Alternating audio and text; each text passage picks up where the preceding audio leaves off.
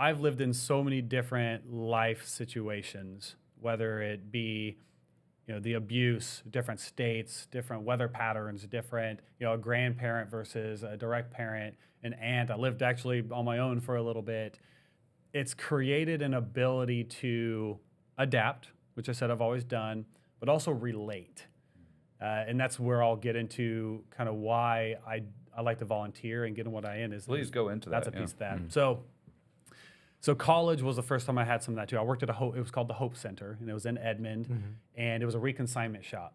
And kind of what they did was, they took in clothing and they put it out there, and there was reduced pricing, and they had some grants where they allowed homeless people come in. They had a certain amount of clothing that homeless could come, or low income, but it was clothing they took in. They had donations, and that was really my first intro to, the kindness of people toward people for no reason. I was working as a college job, and I love supporting people and helping, finding solutions, right? I always like to be the first one to say, oh, well, hey, let's figure this out, right? So coming out of college, I had done a little bit of volunteering, but not a whole lot, because I just wanted to see what it was like. But I was extremely busy as well. I worked 2 jobs, trying to put myself through school, but really enjoyed that. So I kind of put it on a pause for a while I got my career underway. But once I really started thinking about what do I want in life, I started really trying to figure out, well, where do I want to go now? My whole life has been adaptations, has been schooling to get to a place.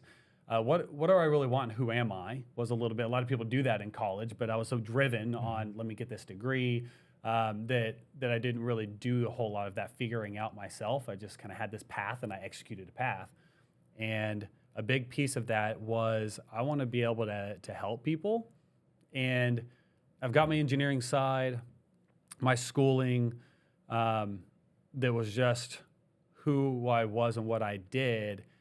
But I realized I've got a very unique story that I'd like to help people understand who they can be, and they don't have to be who they've come from, who the people tell them they should be, who the police or authorities think they will be, right? Because I came from that. So once I decided that I want to be able to kind of share my message, because I was guarded on it for a long time, not because I thought I'd be judged necessarily, but I always say it now.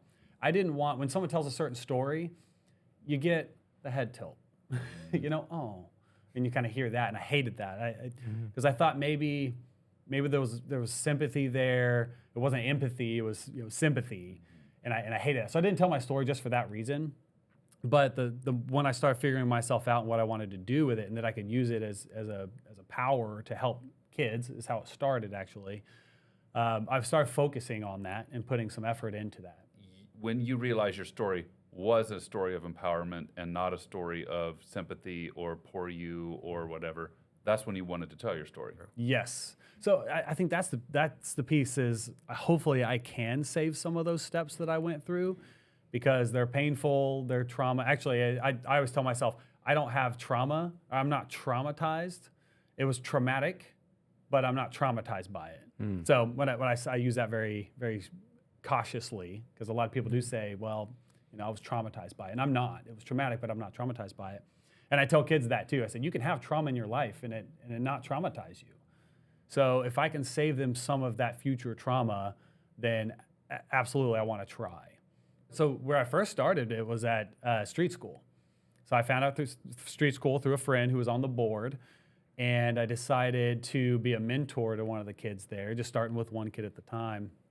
I want to be able to impact someone, but I didn't really know how to start, and they had a system for it, right? They've got a program, street school does, so it's a great program where consistent schedule, you meet up with a kid in the class, you're paired with one, and that's it. You can do whatever you want. You can bring a video game if you want, play basketball, take them to lunch, which is what I did.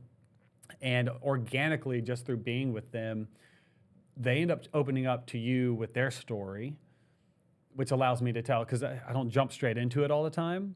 I don't want them to think that they're a project sometimes, some of these kids, because I've been there. I've been a project to someone before, and just started having a conversation with them and broke up into my story, which made him open up more on his story. And then he started talking about, his family life and all the traumas that he's experienced up to life. And just had a really good conversation, and then it led to, okay, well, how can I help you? What do you need? You know, and of course, he doesn't answer the question. He's a 17-year-old kid. What do you need?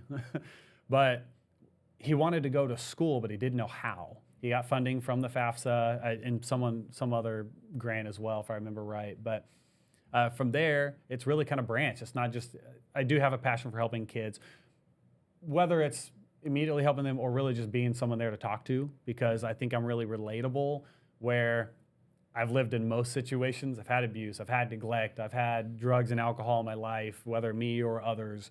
I've had all those situations, so I feel like it's really easy for people to relate to me and be able to open up, because there's no judgment.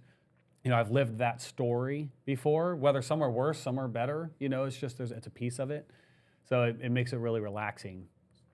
So much of this story, and there's the things that happen, and then there's our sort of themes or takeaways, or whatever.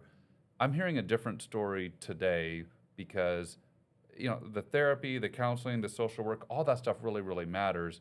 But that's not the story I'm hearing today. What I'm hearing from you is, yes, your grandmother created an environment and showed love as much by the environment that she created for you, but that the context and the things around you that changed, the removal of these bad things that were happening and a more supportive environment, literally creating those things that drove opportunity for you to just be. It seems like that's the story I'm hearing, is like, my environment changed and I did okay. That's right. Yeah. It's not a story of like, well, this person, is the inspiring, saved my life. There are stories like that. But for you, it was, yes, your grandmother is a key figure. That's the only figure I'm hearing in the story. And the rest is a story of environment, and that when the environment was supportive and when those things allowed you to drive yourself in the way you wanted to, you found your way there. That's right. Yep. That's spot on. Yeah, I actually rebelled against just because the counseling thing as a child, I rebelled against a lot of that other support. And I think it is such a draw. I don't want to go wildly in a different direction about systems, but like Family and Children's, one of the things that drew me to this system is that 75 of its 100+ years of history, it was mostly just that first part, which was charity to support and lift people as they get displaced and lost. And then over the last 25 or so years, we've really leaned also into that mental health side. And the mental health really matters.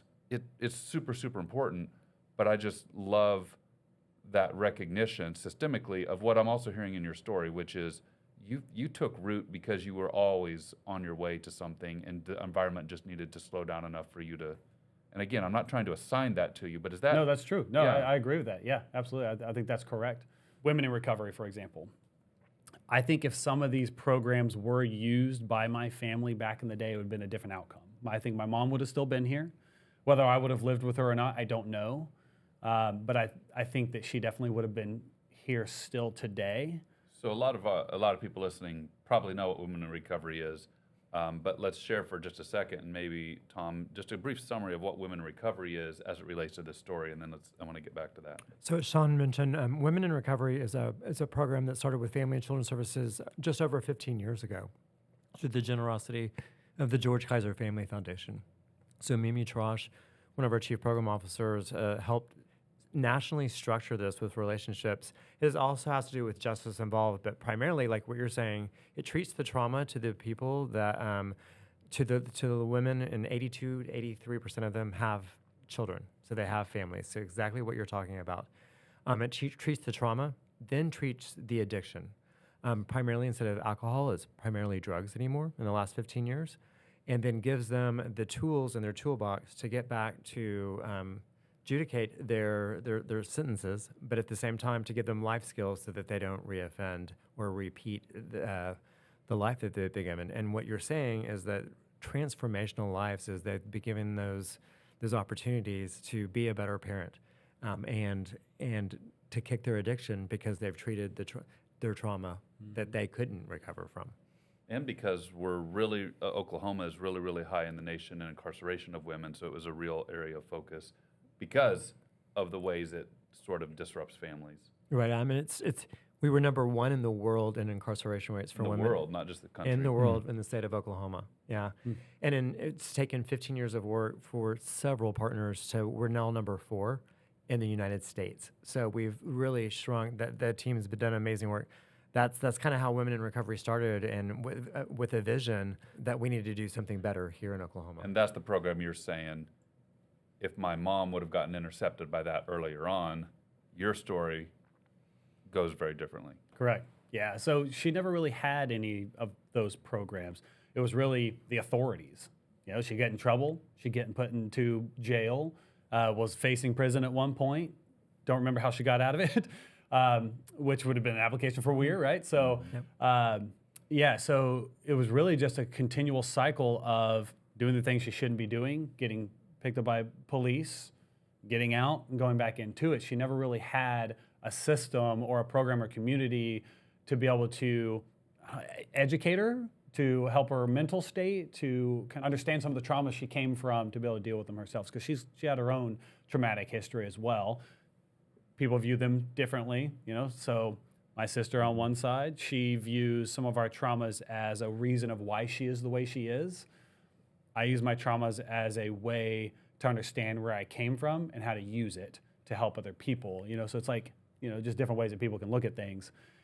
So yeah, I definitely think that if the program was around and she had entered into it, it'd be definitely a different outcome.